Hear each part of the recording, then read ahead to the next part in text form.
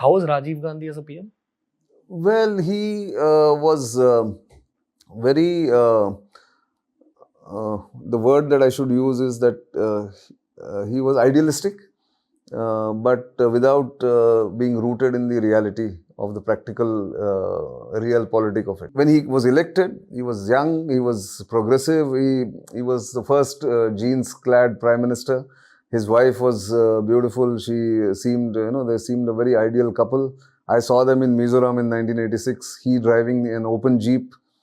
People were so impressed and so hopeful, but he let that legacy slip because of several wrong decisions and bad advisors again. You collect your own buddies from school who have no political experience, who have no connection to the real Bharat. You're confined to the Tony clubs of Delhi and Bombay and Calcutta. So you don't have the real feel. And that's exactly what happened with him. Before I let you continue further on this story, let's come back to present day context. Right. Because a lot of people are listening to us. Yes. And they're assuming that you are pro BJP and anti Congress. No. So just give some context. I'm not pro or anti this thing. I'm giving you a very objective perspective of an observer who's lived through these times. That I was also very hopeful. I've written pieces, I remember, in the local newspapers that I was in, that Rajiv's glory year, 1985. He went to the US, he wooed the US joint session of the US Congress and the Senate. Reagan welcomed him with open arms. There are pictures and things. He was so impressed. The Americans were impressed. The American press was so impressed because he was suave, he was fluent in English. He seemed like, for them, people like us kind of thing to the Western world. And he did try to get in a lot of new progressive ideas into the government. So he introduced computers. He also wanted to privatize some of the government enterprises.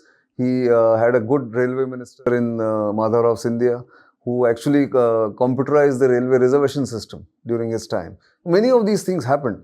But his larger vision or larger control of the government and the international role that India should have played went haywire because he was also impetuous. He was impatient. So the Sri Lanka Accord was forced on the Tamil Tigers in 1987, which then finally resulted in his own assassination by the Tamil Tigers in 1991. Similarly, he did many accords. At one point in time, we used to call him an accordion because he did Mizoram Accord, he did Assam Accord, he did a Gorkhaland Accord, he did Punjab Accord, he did that's the Gorkhaland Accord and the Punjab Accord, and the Sri Lanka Accord. So 6 accords in 3 years. So he was trying to get things, shore up things, but again very hasty and impetuous. He sacked a foreign secretary publicly because he disagreed with him, or he announced some decision before the Prime Minister could announce. So in a press conference, he said, tomorrow you will see another foreign secretary sitting here. Humiliating. The bureaucracy goes against you, you're doomed as a Prime Minister or a Chief Executive of this country. So that happened to him. And therefore, I'm saying this, that after he got defeated in the 1989 elections, then we had a series of these short-lived governments.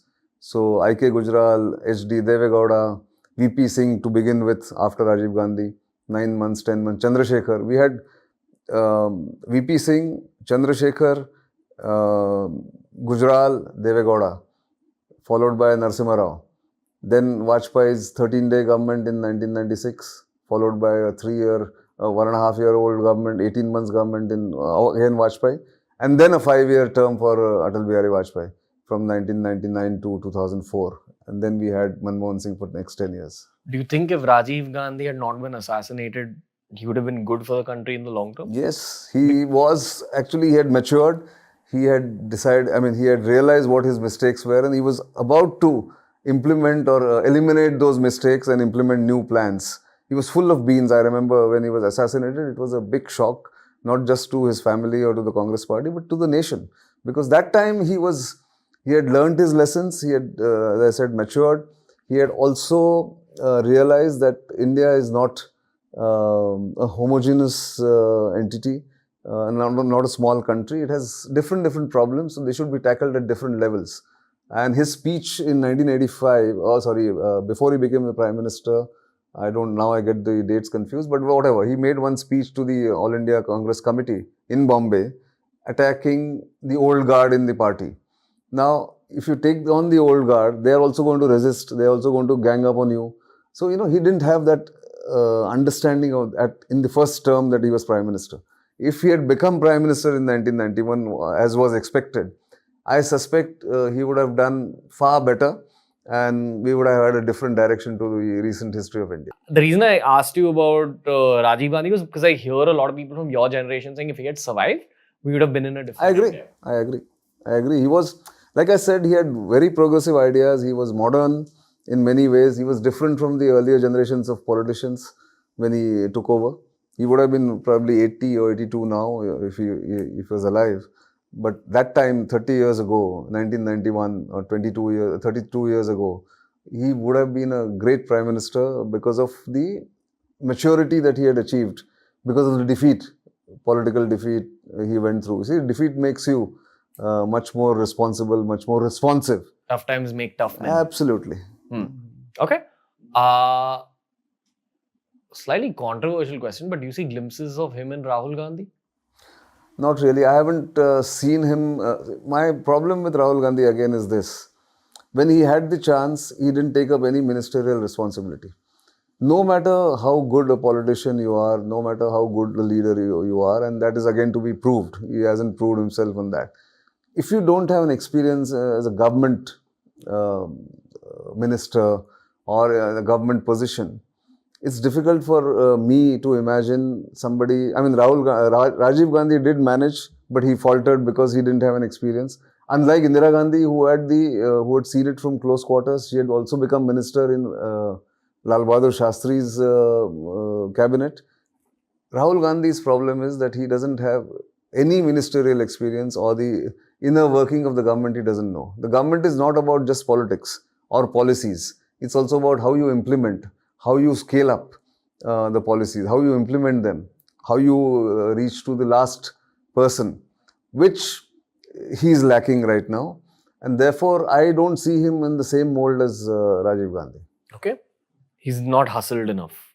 Not hustled enough. He hasn't got that experience. I mean, just to put it very pithily, I think it's one thing to talk about many policies and the things that you want to change, and then Mohabbat ki Dukhan and all that.